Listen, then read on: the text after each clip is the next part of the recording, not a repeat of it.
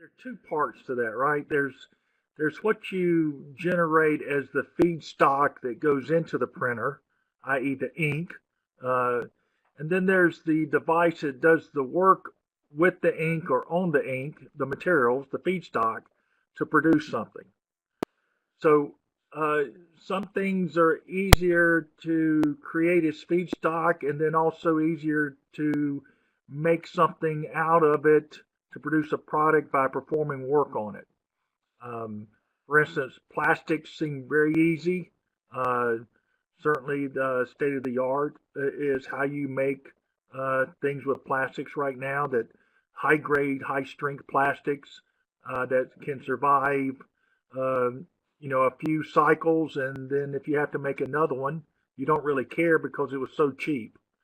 Um, and so there's several fronts going on at NASA, but a lot of it is in the we've got an incubator here that we look at nanomaterials, carbon nanos, boron nitride materials.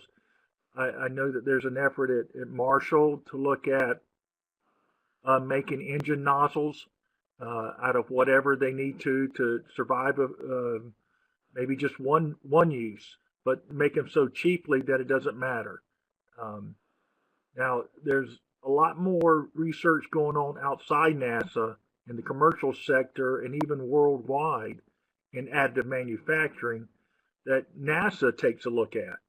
It helps us not to have to fund out of our budgets all the various things we'd like to work on, but actually stuff out there that looks like it could be with just a little bit of research and a little bit of effort could be modified for the applications that NASA would like to use it for.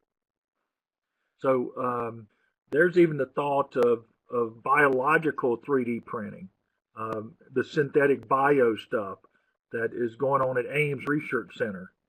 Ames is the NASA center that's leading that. We have a little bit of work going on at Kennedy in that as well, but they're learning from the outsiders. We're not on the cutting edge of the additive manufacturing 3D printing whatsoever, except maybe on some of the nanotube stuff.